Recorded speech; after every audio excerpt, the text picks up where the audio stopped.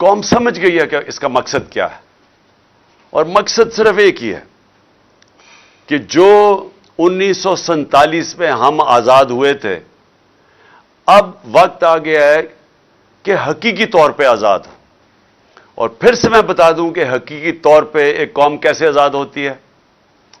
سب سے پہلے اس قوم کے فیصلے اس ملک میں ہوتے ہیں۔ کوئی بیرون ملک کی کوئی طاقت، کوئی سپر پاور وہ اس ملک کے فیصلے نہیں کرتی۔ اپنے ملک کے لوگوں کے الیکٹڈ نمائندے ملک کی بہتری کے لیے، عوام کے مفادات کے لیے فیصلے کرتے ہیں۔ اور پھر میں مثال صرف دیتا ہوں کہ اگر ہمیں روس سے سستا تیل ملتا ہے، تو اگر ہندوستان سستا تیل خرید سکتا ہے تو ہمیں بھی اپنے لوگوں کے فائدے کے لیے، جب آپ سستا تیل خریدتے ہیں تو مہنگائی کم ہو جاتی ہے ملک میں۔ تو صرف اس لیے کہ کوئی ناراض نہ ہو جائے، ہم اپنے لوگوں کے اوپر بوجھ ڈالتے ہیں مہنگائی کا، کیونکہ ہمیں خوف ہے کہ کوئی ہمارے سے بڑی پاور ناراض نہ ہو جائے۔ یہ غلامی ہے۔ آزاد قومیں اپنے لوگوں کے لیے فیصلہ کرتی ہیں۔ اور دوسری چیز، اصل میں انسان آزاد انصاف کرتا ہے۔ انصاف یعنی قانون، جس ملک میں قانون کی حکمرانی ہوتی ہے وہ لوگوں کو آزاد کر دیتا ہے انصاف دے کے، کیونکہ انصاف جب ملتے ہیں تو لوگوں کے حقوق مل جاتے ہیں۔ حقوق کا مطلب یہ ہے کہ ہر انسان، ہر پاکستانی، کوئی بھی طاقتور اس کے اوپر ظلم نہیں کر سکتا۔ کوئی یہ جو تھانہ، کچہری، پٹواری کی سیاست پاکستان میں اس لیے ہے کہ کیونکہ لوگوں کو نہ پٹوار خانے میں انصاف ملتا ہے، نہ تھانے میں ملتا ہے، نہ کچہریوں میں ملتا ہے، تو وہ پھر لوگوں کو ڈھونڈتے ہیں کہ وہ ایم این اے کو ڈھونڈتے ہیں، ایم پی اے کو ڈھونڈتے ہیں کہ ہماری مدد کریں ہمیں انصاف دینے کے لیے۔ کسی بھی مغربی جمہوریت کے اندر جدھر حقیقی آزادی ہے، وہاں کسی کسان کو، عوام کے نمائندے کو، مزدور کو، اس کو کوئی لوگوں کو ڈھونڈنا نہیں پڑتا کہ جا کے مجھے جب تک مجھے ایم این اے ملے گا، مجھے ایم پی نہیں ملے گا، مجھے انصاف نہیں ملے گا، کیونکہ وہاں کا جو نظام ہے وہ انصاف دیتا ہے۔ اور اسی لیے میں آپ سب کو کئی دنوں سے بتا رہا ہوں کہ کیوں پاکستانی اتنی مشکلیں کاٹ کے جاتے ہیں ملک سے باہر۔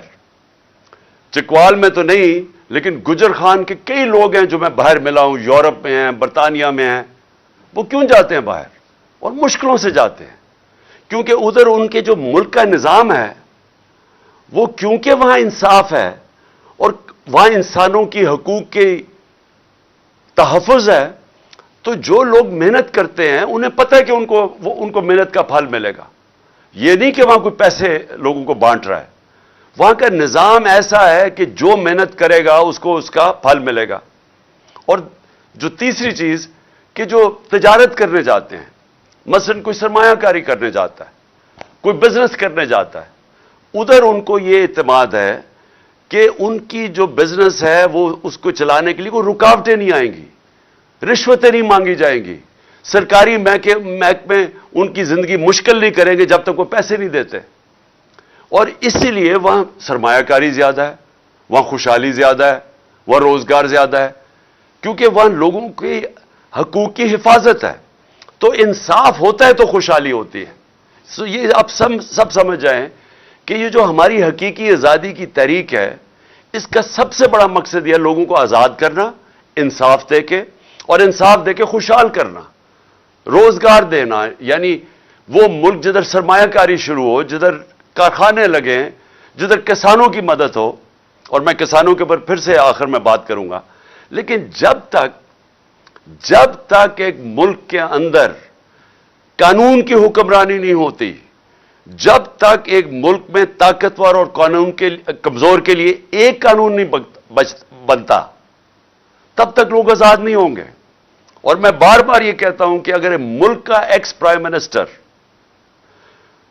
50 سال سے وہ آدمی جس کو یہ قوم سب سے زیادہ جانتی ہے، کسی آدمی کو اس ملک میں 50 سال سے پاکستانی قوم نہیں جانتی میرے علاوہ، کرکٹ کے زمانے سے لوگ مجھے جانتے ہیں، اور میں سب سے بڑی پارٹی کا سربراہ ہوں، اگر میں اپنی ایف آئی آر نہیں کٹوا سکتا، اور ایف آئی آر اس لیے نہیں کٹوا سکتا کیونکہ وہ طاقتور لوگوں کے خلاف ہے، اور میری اپنی حکومت ہے پنجاب میں، پولیس پنجاب کی پنجاب حکومت کے نیچے ہے، اس کے باوجود وہ ایف آئی آر نہیں کاٹ رہے، تو میں یہ اس لیے آپ سب کو کہہ رہا ہوں کہ اگر میرے سے یہ ہو سکتا ہے تو عام آدمی سے کیا ہوتا ہوگا؟ کیوں یہاں تھانہ اتنی بڑی چیز بن چکا ہے پاکستان میں؟ کیوں پالیٹکس کے اندر جب بھی ایم پی اے یا ایم این اے آتا ہے تو سب سے پہلے اپنا تھانے دار رکھوانے کی کوشش کرتا ہے؟ کیوں پہلے اپنے پولیس والے رکھوانے کی کوشش کرتے ہیں؟ کیوں باہر کے ملک میں ایسے نہیں ہوتا؟ کیوں یورپ اور برطانیہ میں ایسے نہیں ہے؟ کیونکہ وہاں ان کے نظام کے اندر انسان کوئی حقوق کی حفاظت ہے، جو قانون اور آئین اس کو حقوق دیتا ہے وہ انصاف کا نظام پروٹیکٹ کرتا ہے، اس کی تحفظ کرتا ہے۔ تو ہمارے لوگ اس لیے غلام بنے ہوئے ہیں، یہ نظام غلام بنا دیتا ہے لوگوں کو، اور اسی لیے لوگ مر کے جاتے ہیں یورپ، اور آپ کے رشتہ دار کتنے ہوں گے جو کہ محنت کرنے اور محنت کش لوگ آج باہر کے ملکوں میں کام کر رہے ہیں، اور وہ آپ کو پیسے بھیجتے ہیں، وہ پھر سے وہ یہ نہیں کہ لوگ پیسے وہ تقسیم کر رہے ہیں، وہ اس لیے کہ ان کا نظام اجازت دیتا ہے لوگوں کو پیسہ بنانے کے لیے، بزنس کرنے کے لیے، اپنی وہ کام دکانیں کریں گے، انہیں پتہ ہے دکانیں لگائیں گے، کارخانے لگائیں گے کہ ان کو تنگ نہیں کیا جائے گا محکموں سے، اس لیے وہ خوشحال ہیں۔ سو یہ میں جو دوسری میری آپ کی بات ہے کہ یہاں سرمایہ کاری بھی تب آئے گی، ملک اٹھے گا بھی تب جب ہم اس ملک کے اندر قانون کی حکمرانی ہوگی۔ سب سے بڑا ہمارا اثاثہ ہے بیرون ملک پاکستانی، اور یہ جو آپ گجر خان میں خاص طور پہ گجرات، یہ سارا جو بیلٹ ہے، اس سے بہت زیادہ لوگ وہاں باہر بیٹھے ہوئے ہیں۔ تو وہ جو لوگ ہیں جو وہ پیسے بنا لیتے ہیں، جو اپنے کاروبار شروع کر دیتے ہیں، ان کا دل ہے پاکستان میں آنے کا، لیکن وہ کیوں نہیں آتے؟ کیونکہ میں ان بیرون ملک پاکستانیوں کو پچھلے 40 سال سے جانتا ہوں، انہوں نے میری مدد کی شوکت خانہ بنانے میں، کرکٹ کے زمانے سے میں جانتا تھا، پھر تحریک انصاف کو یہ پیسے بھیجتے ہیں۔ تو کیوں جب بھی میں ان سے پوچھتا ہوں وہ کیوں نہیں پاکستان میں سرمایہ کاری کرتے؟ کیونکہ ان کو اعتماد نہیں ہے پاکستان کے انصاف کے نظام پہ، ان کو خوف یہ ہے کہ اگر وہ یہاں کاروبار شروع کریں گے تو ہر قسم کی رکاوٹیں سامنے کھڑی ہوں گی، اور ان کی حفاظت نہیں کرے گا پاکستان کا جو انصاف کا نظام ہے۔ تو اس لیے یہ جو آپ کی ہماری جو تحریک ہے یہ چلتی رہے گی، یہ انشاءاللہ الیکشنز بھی اناؤنس ہو جائیں پھر بھی یہ چلتی رہے گی جب تک اس ملک میں قانون کی حکمرانی نہیں آئے گی، اور جب تک کہ طاقتور اور کمزور ایک طرح قانون ان کو دیکھے گا، ایک ہی نظر سے کمزور اور طاقتور کو جب تک نہیں دیکھیں گے یہ ملک آزاد نہیں ہوگا، خوشحال نہیں ہوگا۔ اعظم سواتی ملک کا سینیٹر، صرف اس نے تنقید کر دی ایک ٹویٹ کے اندر۔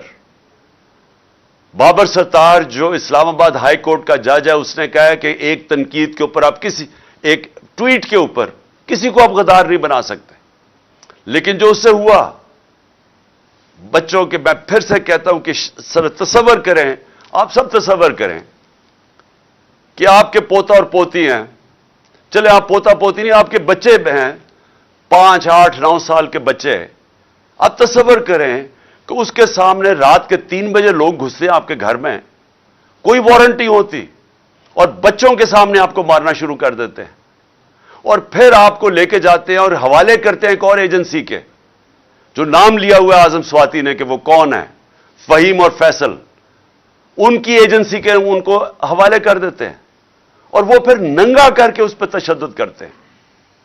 ایک معتبر آدمی باہر سے پیسہ بناتا ہے، محنت کش آدمی جو باہر سے پیسہ پاکستان لے کے آتا ہے، ملک کا سینیٹر ہوتا ہے، اگر اس سے یہ کر سکتے ہیں، پھر آپ سب سوچ لیں کہ یہ آپ سب سے یہ ہو سکتا ہے۔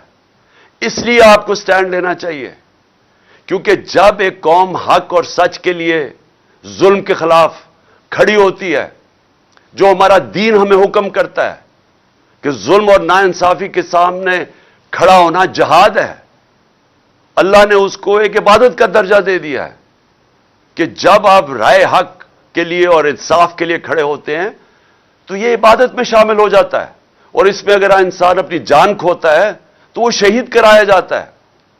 جس طرح ارشد شریف شہید، اس نے رائے حق پہ کھڑے ہو کے دھمکیوں کے باوجود وہ کھڑا رہا، اس کے اوپر ملک سے بھی باہر جانا پڑا لیکن وہ ہٹا نہیں ہے حق اور سچ سے. اپنی جان دینی پڑ گئی، جان کی قربانی دی اس نے، لیکن وہ ہٹا نہیں. تو ہم سب، ہماری قوم کے اوپر اب یہ لازم ہے کہ ہم اب ڈیمانڈ کریں کہ ان لوگوں کو انصاف ملے. ایک پاکستان کا نمبر 1 انویسٹیگیٹو صحافی جس کی ضمیر کی کوئی قیمت نہیں تھی، اس سے یہ ہوا ہے، ملک کے سینیٹر سے ہوا ہے، پاکستان کے ایکس پرائم منسٹر سے یہ ہوا ہے. ہمیں اگر انصاف نہیں ملے گا تو باقی کس کو ملے گا اس ملک میں انصاف؟ تو لہٰذا یہ مارچ جو ہے، یہ ایک ہم اس کو عبادت سمجھ کے کریں. یہ جہاد ہے، میں اس کو جہاد سمجھتا ہوں. مجھے یہ جس طرح انشاءاللہ میں ٹھیک ہوں گا، اور کل میں بتاؤں گا کہ انشاءاللہ میں پنڈی کب آؤں گا اور کس دن. میں چاہتا ہوں سارے پاکستان سے لوگ پنڈی آئیں اور اس میں شرکت کریں ہماری حقیقی آزادی کی مارچ میں. ساری قوم کو پتہ چلے کہ یہ پاکستانی قوم جاگی ہوئی ہے. یہ ظلم اب یہ نہیں برداشت کرے گی کہ جو طاقتور ہو وہ جو مرضی کر دے، وہ چوری کرے، ڈاکے مارے، پیسہ ملک سے باہر لے جائے، لندن کے بڑے بڑے محلوں میں وہ رہے، اس چوری کے پیسے میں جواب بھی نہ دے کہ پیسہ کدھر سے آیا ہے. ٹبر سارا باہر بیٹھ جائے اور وہاں بیٹھ کے پاکستان کے فیصلے کرے اور اپنے کیسز بھی معاف کروا لے. بیچارے جیلوں کے اندر چھوٹے بیچارے لوگ بھرے ہوئے ہیں، غریب لوگ بھرے ہوئے ہیں جیلوں میں. اور میں نے جو چند دن جیلوں میں گزارے، غریب لوگ تھے سارے وہاں. مجھے کوئی طاقتور ڈاکو وہ جیل میں نہیں نظر آیا، سب غریب لوگ تھے. اور وہ لوگ چوری کریں تو جیل میں. ایک جو میرا کمرہ صاف کرتا تھا، ایک قیدی، تو میں اسے پوچھا، میں نے کہا تم نے کیا جرم کیا ہے؟ اس کا جو جرم تھا، زیادہ سے زیادہ اس کو 6 مہینے جیل میں گزارنے چاہیے تھے، کیونکہ وہ غریب آدمی ہے. وہ 6 سال جیل میں تھا کیونکہ پوچھنے والا کوئی نہیں عام آدمی کو. کئی دفعہ ایسا ہوا ہے کہ لوگ مر چکے ہیں، جیلوں میں مر چکے، اور بعد میں پتہ چلا بے قصور ہیں، اور قصور ان کی غربت یا کمزوری ہے. تو ایک طرف وہ ہے اور ایک طرف اربوں روپے کا ڈاکہ مارو اور باقی ڈیل کرو، اور ڈیل کر کے این آر او لے لو، پہلے جنرل مشرف سے لے لو، اب اس دور میں لے لو، اور بیٹھ کے جناب پھر پاکستان کے فیصلے کرنے شروع کر دو. مجرم اس ملک کے فیصلے کر رہے ہیں. یہ جو نواز شریف بیٹھا ہوا ہے وہاں، سارے ملک کو داؤ پہ لگایا ہوا ہے. سارے ملک کو پتہ ہے کہ آج الیکشن کے علاوہ کوئی راستہ نہیں ہے پاکستان کا اس دلدل سے نکلنے کے لیے. اگر ہم اپنے معیشت کو مزید تباہی سے بچانا ہے، سب کو پتہ ہے کہ صرف ایک ہی راستہ ہے کہ ایک صاف اور شفاف الیکشن ہو، ایک مضبوط حکومت آئے جو آئے 5 سال کے لیے، اور اس کے بعد ہماری جو معیشت ہے وہ پھر اٹھے گی. کیونکہ لوگوں کو اس وقت اعتماد ہوگا کہ ہم آج پیسہ لگائیں گے تو ہمارا پیسہ 5 سال تک کم از کم ایک حکومت ہے. آج نواز شریف الیکشن کروا نہیں رہا ایک وجہ سے، ملک کی نہیں وہ اس کو فکر، اس کا تو پیسہ ہی باہر پڑا ہے. وہ تو ہمیشہ جب مشکل آتی ہے باہر بھاگ جاتا ہے، لیکن اس لیے نہیں فیصلہ کر رہا کہ اگر وہ الیکشن کروائے گا وہ پٹ جائے گا، اگر وہ الیکشن کروائے گا وہ ہار جائے گا، اس لیے نہیں کروا رہا. اپنی ذات کے لیے اس ملک کو یہ داؤ پہ لگا رہا ہے. اور اس کو پھر سے میں کہتا ہوں کہ جو آدمی کا جینا مرنا پاکستان میں نہیں ہے، جس کا سارا بچے باہر برطانیہ پاسپورٹ لے کے بیٹھے ہوئے ہیں، وہ بیٹا 10 ارب کے گھر میں رہتا ہے، 4 محلوں کے اندر جو مریم کے نام پہ ہیں، وہ بتا نہیں سکتے پیسہ کدھر سے آیا. تو وہ لوگ، اب مجھے بتائیں، وہ آدمی پاکستان کا فیصلہ کر سکتا ہے؟ کیا اس کو یہ رائٹ ہونا چاہیے کہ الیکشن کب کروائے جائیں؟ کیا اس کو یہ حق ملنا چاہیے کہ آرمی چیف کو کس کو بننا چاہیے؟ یہ وہ نواز شریف تھا جس نے اپنی کتاب میں جنرل آصف نواز کے بھائی نے لکھا ہے کہ 92 کے اندر جب یہ پرائم منسٹر تھا، مری کے گورنر ہاؤس کے اندر اس نے BMW کی رشوت دینے کی کوشش کی جنرل آصف نواز کو، جو اس نے مسترد کر دی. یہ کیوں اس نے کیا؟ باقیوں لوگوں کو کیوں نہیں ضرورت کہ ہم اپنے آرمی چیف رکھوائیں یا ہم ان کو رشوت دینے کی کوشش کریں آرمی چیف کو؟ کیونکہ ہم نے اپنی کوئی چوری نہیں بچانی. مجھے کوئی خطرہ نہیں ہے کہ میں نے کوئی غیر قانونی چیزیں کی ہوئی ہیں. مجھے کوئی خطرہ نہیں ہے میری کرپشن کیسز کے اوپر. اس کو خطرہ ہے. اربوں روپے کی چوری اس نے کی ہوئی ہے، 30 سال سے یہ کر رہا ہے. اربوں ڈالر اس کے باہر پڑے ہوئے ہیں. اس کو پتا ہے کہ یہ ڈرا یہ ہوا ہے کہ اگر عمران خان آ گیا تو شاید پھر میرا احتساب شروع ہو جائے گا. اس لیے وہ آرمی چیف، میں یہ نہیں کہتا کہ آرمی چیف جو بھی بنائے گا وہ یہ کرے گا یا نہیں، کیونکہ عموماً یہ آرمی چیف بناتا ہے، اسی سے لڑائی ہو جاتی ہے پھر اس کی، کیونکہ وہ آرمی چیف تو ایک پروفیشنل آرمی کا سربراہ ہے. یہ جو اسے چاہتا ہے پنجاب پولیس کا آئی جی کی طرح بنانا، وہ بن نہیں سکتا. تو یہ اس نے آرمی چیف سے، میں آج آپ کو کہہ رہا ہوں، یہ کہے گا کہ پہلے تو عمران خان کو کسی نہ کسی طرح فارغ کرو، کسی طرح بھی، تاکہ وہ الیکشن نہ لڑے. کیونکہ اس نے کبھی بھی، اس کو پتہ ہی نہیں ہے کہ نیوٹرل امپائر کے ساتھ میچ کیسے کھیلتے ہیں. یہ جمخانہ کے اندر بھی میں بار بار کہہ چکا ہوں، اپنے امپائر کھڑے کر کے میچ کھیلتا تھا. تو اس نے کہنا پہلے تو اس کو ہٹاؤ کیونکہ یہ مقابلہ نہیں کر سکتا. اس کے بعد اس نے کہنا میرے سارے کرپشن کیس ختم کرو. یہ دوسری اس نے چیز کہنی ہے. اور تیسری، اس نے پورے اپنے ہر قسم کا الیکشن کمیشن تو پہلے ہی اس کا ہے. تو اس نے ان سب کو اپنے، جب تک اسے یہ نہیں پتا چلے گا کہ الیکشن جیت نہیں جائے گا، اس نے الیکشن نہیں کروانے. اب مشکل کیا ہے کہ پاکستان نیچے جا رہا ہے.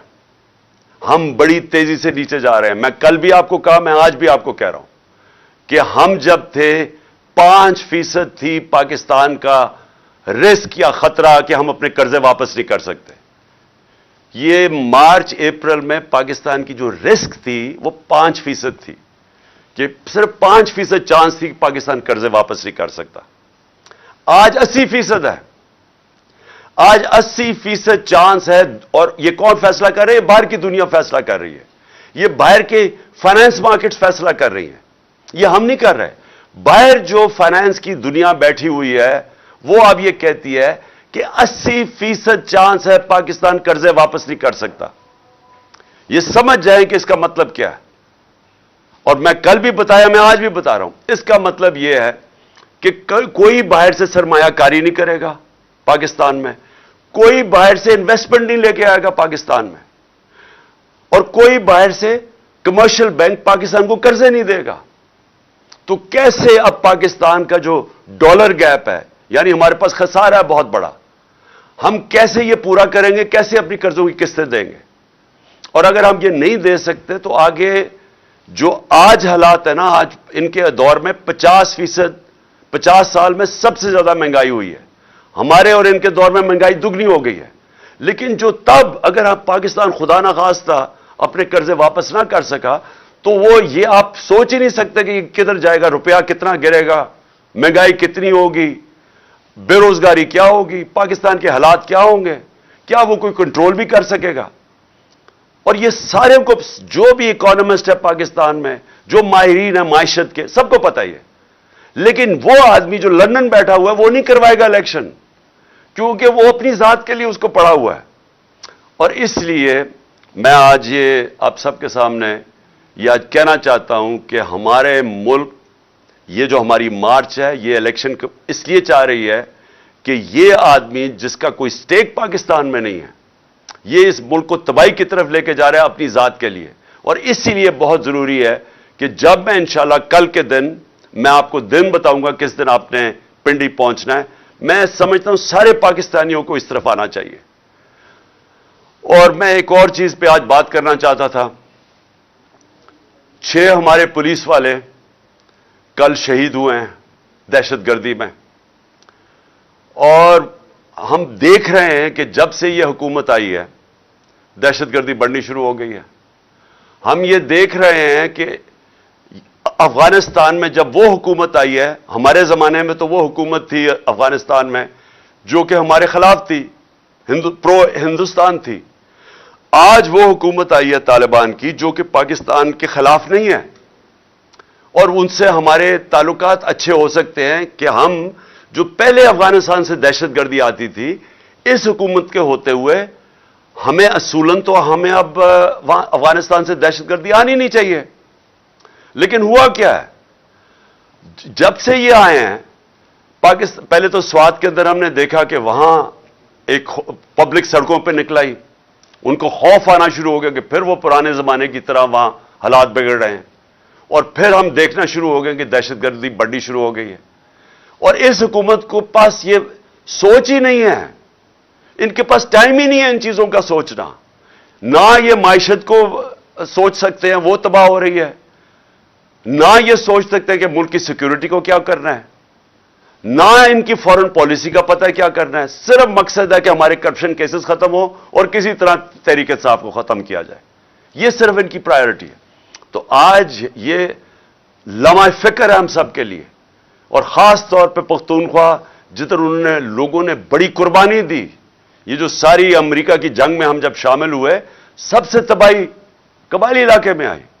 تو آج ہم سب کو سوچنا چاہیے کہ یہ جو بڑھتی جا رہی ہے چیز، اس کے اوپر یہ گورنمنٹ کیا کر رہی ہے، اور یہ بھی ایک وجہ ہے کہ جلدی سے یہ ان کو جانا چاہیے اور الیکشن ہونا چاہیے، تاکہ ابھی سے ہم اس کے اوپر کنٹرول کریں کہ یہ اور ہی ہمارے ہاتھ سے نہ نکل جائے۔ اور میں صرف ایک اپنے کسانوں کی طرف سے، کیونکہ اس وقت جو کسانوں کا حال ہو رہا ہے اور جو ہونے جا رہا ہے، میں نے کل بھی اس کے اوپر بات کی تھی کہ جس طرح کے حالات کسانوں کے لیے ہیں، مجھے خوف ہی آ رہا ہے کہ ہمارا تو جو 19% جی ڈی پی ہے وہ کسانوں کی طرف، یعنی زراعت سے آتا ہے۔ ہمارے 2.5 کروڑ لوگ زراعت کے اندر ان کو روزگار ملا ہوا ہے۔ تو جب ہمارے دور میں 2600 ارب روپیہ 2600 ارب روپیہ ہمارے دور میں، کیونکہ قیمتیں کسانوں کو اچھی ملی تھی، وہ کسانوں کے ہاتھوں میں آیا تھا، جس کی وجہ سے ریکارڈ ٹریکٹر بکے، ریکارڈ موٹر سائیکل بکے، جس کی وجہ سے ایک پوری ملک کی اکانومی اٹھی، 4 فصلیں ریکارڈ ہوئی۔ وہ کیوں ہوئی؟ میں ذرا صرف آپ کو بتا دوں کہ کیوں یہ کسانوں کے اتنے اچھے حالات تھے۔ اس کی وجہ یہ تھی کہ ہم نے جو پورا اپنا پلان بنایا کہ ہم نے کسانوں کی مدد کیسے کرنی ہے، ہم نے پہلے تو فصلوں کی قیمت دلوائی، ان کو گنے کی پوری قیمت دلوائی۔ پہلے تو گنے کی جو قیمت سپورٹ پرائس تھا، ابھی اس سے بھی کم پیسے ملتے تھے، کٹوتی ہوتی تھی، ہم نے پوری قیمت دلوائی۔ کبھی کسانوں کو گنے کی اتنی قیمت نہیں ملی جتنی ہمارے دور پہ، باقی فصلوں کی، گندم کی، ساروں کی ہم نے ان کو قیمت دلوائی۔ دوسرا، ہم نے جو بجلی ہم نے دی وہ 8.5 روپے یونٹ ٹیوب ویل کے اوپر دی، 8.5 روپے یونٹ۔ آج وہ بجلی ہے 22 سے 24 روپے یونٹ۔ تو کسانوں کو میں ذرا بتا رہا ہوں کہ ہم نے کیسے ان کی مدد کی، جس کی وجہ سے ریکارڈ پیداوار ہمارے ٹائم پہ ہوئی۔ ہمارے زمانے میں ہم نے جو ڈی اے پی کا جو کھاد ہے، اس کو ہم نے 1500 روپے پہ رکھا، ہم نے سبسڈائز کیا۔ ہم نے جو چون جو کسان استعمال کرتا ہے مشینیں، چون کے اوپر سبسڈی دی ہم نے، اور ہم نے پھر جو کسانوں جو گنے والے کسان تھے، ہم نے ٹائم پہ، ہم نے 10 نومبر کے اوپر ان کی کرشنگ سیزن شروع کروایا۔ ہم نے ملوں کے اوپر فائن کیا کہ اگر آپ نے 10 نومبر نہ کیا ہم فائن کریں گے، اور ہم نے قیمت دلوائی۔ تو آج کیا ہو رہا ہے، آپ ذرا تماشا دیکھیں اب کیا ہو رہا ہے۔ کوئی سبسڈی نہیں ہے اب کھادوں کے اوپر، کوئی بیج کے اوپر، پیسٹیسائڈز پہ اب کوئی سبسڈی ختم کر دیا کسانوں کے لیے، تو ان کے خرچے اور بڑھ گئے ہیں۔ بجلی میں نے بتایا کہ 22 سے 24 روپے یونٹ پہ پہنچ گئی ہے۔ کسانوں کو جو ہم نے قرضے دینے شروع کیے تھے، یا سود کے بغیر غریب کسانوں کو، یا سستے، وہ سارا ان کے اوپر پوری کوئی سبسڈی نہیں ہے قرضوں پہ۔ اور جو 1800 ارب روپے کا شہباز شریف نے پیکج دیا ہے، ذرا کسانوں سے پوچھیں کہ وہ سوائے اشتہاروں کے اندر، کیونکہ شہباز شریف کی جو ڈیولپمنٹ ہے وہ صرف اشتہاروں میں ہوتی ہے، ان سے پوچھیں کہ یہ 1800 ارب روپیہ کدھر گیا ہے، پوچھیں کسانوں سے۔ اور میں آج اپنی پنجاب کی حکومت کو بھی کہنا چاہتا ہوں کہ دیکھیں میں نے بڑی ڈسٹربنگ ایک چیز پڑھی ہے کہ اب یہ جو شوگر ملز ہیں انہوں نے کہا کہ وہ جنوری میں جا کے شوگر کرشنگ کریں گی. یعنی جنوری میں اگر شوگر ملز جا کے کرشنگ کریں گی اور انہوں نے کہا کہ اگر ہم ایکسپورٹ نہ کرنے دی تو ہم جنوری میں کرشنگ کریں گے, یہ کسانوں کا معاشی قتل ہونے جا رہا ہے. پہلے تو وہ گنے کا اس کا جو وزن ہے وہ کم ہو جائے گا, اس کو قیمت کم ملے گی. دوسرا جو سب سے خوفناک چیز ہے کہ اگر وہ کاٹے گا نہیں اپنی فصل گنے کی تو اس نے تو گندم کے لیے کھیت تیار کرنے ہیں, تو وہ تو دیر ہو جائے گی کہ اس کو گندم بیجنے کے لیے. تو اس سے تو آگے ہمیں اور مزید نقصان ہونے جا رہا ہے. آگے ہی ہماری گندم کا تقریباً 20 لاکھ ٹن کم ہے, تو یہ تو اور مزید نقصان ہوگا. تو میں کہوں گا پنجاب کی گورنمنٹ کو اور باقی فیڈرل گورنمنٹ کو بھی کہ فوری طور پہ سپورٹ پرائس اناؤنس کریں گنے کا اور فوری طور پہ کرشنگ شروع کریں. ہماری کرشنگ شروع ہو گئی تھی جب ہماری گورنمنٹ تھی 10 تک. آخر میں آپ کو صرف یہ بات کہنا چاہتا ہوں کہ میں اپنا پرسوں انشاءاللہ میں کل اناؤنس کروں گا میں اپنی لانگ مارچ کس دن پہنچے گی اسلام آباد. میں وہ کل دن اناؤنس کروں گا. میں نے اپنے ڈاکٹر سے بھی کل میری ملاقات ہے, وہ بھی میری ٹانگ دیکھ لیں گے. اس کے مطابق میں انشاءاللہ کوئی اگلے ہفتے کا دن دوں گا آپ کو. میں پھر ساروں کو کہنا چاہتا ہوں کہ ہماری جو حقیقی آزادی کی جو جہاد ہے, میں ساری قوم کو کہنا چاہتا ہوں کہ اس پہ شرکت کریں. میں صرف ایک چیز سے ختم کرتا ہوں کہ یہ اس طرح کے آج حالات میں نے مارشل لاء مشرف کے مارشل لاء میں نہیں دیکھے. خاص طور پہ جو صحافیوں کے اوپر پریشر ہے, جو میرے اوپر FIR, ہمارے لوگوں پہ, یہ کبھی ایسے نہیں تھا. یہ صرف ڈرانے دھمکانے کے لیے.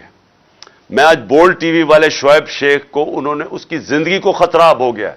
پہلے اس کو تھا ارشد شریف کو, آج شعیب شیخ کا مجھے پیغام آیا ہے اس کو دھمکیاں دے رہے ہیں کہ اس کو ماریں گے. اس صرف کہ بولڈ ٹی وی ہمیں اٹھا رہا ہے. میں جو بھی آج اقتدار میں بیٹھے ہوئے ہیں اور جو ہینڈلرز ہیں ان کے, میں آپ سب کو پیغام دینا چاہتا ہوں کہ یہ پاکستانی قوم ہے, انسان ہے, بھیڑ بکریاں نہیں ہیں کہ ہمیں ڈرا دھمکا کہ آپ جدھر مرضی چاہے موڑ دیں.